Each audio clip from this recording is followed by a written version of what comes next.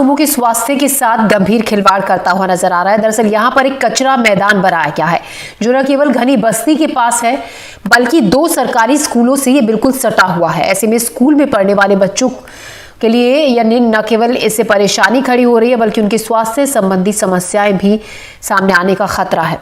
शिक्षकों ने कई बार नगर प्रशासन से इसकी शिकायत की, लेकिन आज तक इसका कोई हल नहीं निकला। देखिए हमारे सहयोगी अतुल गौड़ की रिपोर्ट।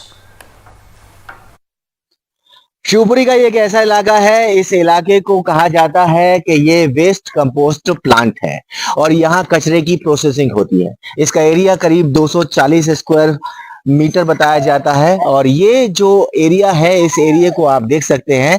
अगर आप इस कचरे की कीमत का अनुमान लगाएंगे तो ये कचरा करीब करीब 4 करोड़ रुपए का है और इस कचरे का टेंडर होना है नीलामी का, लेकिन इस कचरे के नीलामी टेंडर को नहीं पूरा किया जा सका क्योंकि बीच में चुनाव आचार संहिता आ गई और इस वजह से इस कचरे के टेंडर को रोक दिया गया। अब जब कचरा टेंडर लगेगा और इसके बाद कचरा उठाया जाएगा तो ये कचरे का मैदान खाली होगा।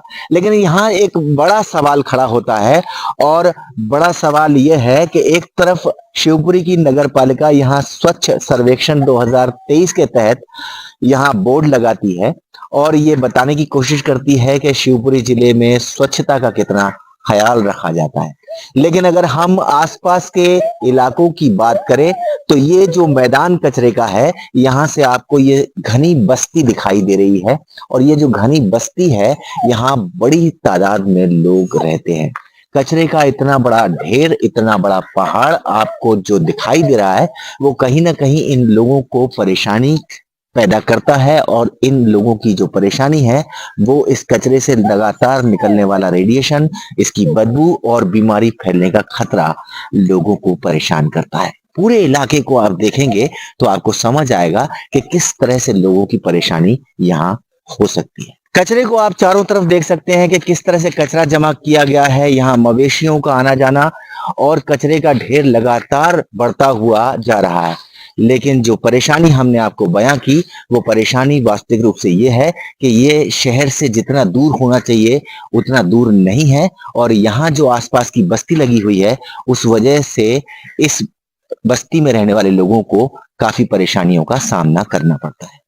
अब आपको हम एक और स्थिति बताते हैं कि सामने कचरे का बड़ा सारा पहाड़ है और यहाँ कक्षा का जो प्राथमिक विद्यालय है, शासकीय माध्यमिक विद्यालय बड़ौदी सड़क, ये लगता है और इसके सामने एक और स्कूल लगता है जो सरकारी स्कूल है और कहीं ना कहीं आप देखिए कि 2 स्कूल हैं क्षेत्र के जो आसपास की बस्ती को कनेक्ट करते हैं और यहाँ बड़ी संख्या में बच्चे पढ़ने आते हैं। सड़क के इस पार एक स्कूल है और सड़क के इस पार एक स्कूल है।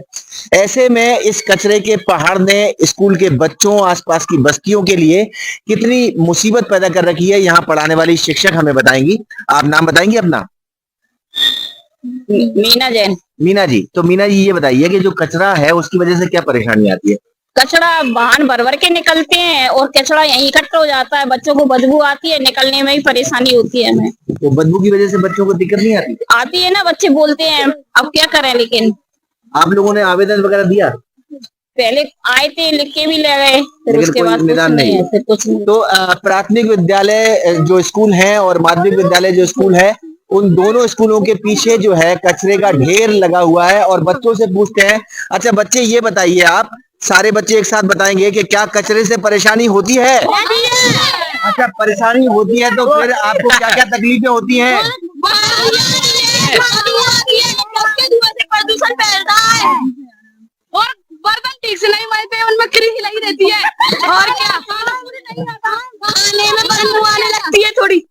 मतलब बच्चों को इतनी सारी परेशानी है कि वो ये जानते भी हैं कि इस पूरे कचरे के ढेर से न केवल इलाके में बीमारी फैलने का खतरा है, रेडिएशन फैलने का खतरा है, बल्कि उन्हें बदबू की वजह से यहाँ पढ़ने में भी दिक्कत आती है। बावजूद इसके यहाँ के हालातों को सुधारने के लिए नगर प्रशासन कतई गंभीरता से काम करता हुआ नजर नहीं आता। बहरहाल शायद हमारी इस खबर से नगर प्रशासन की आंखें खुलें और इन बच्चों की समस्याओं का निदान हो सके। शिवपुरी से अतुल गौड़, एनडीटीवी।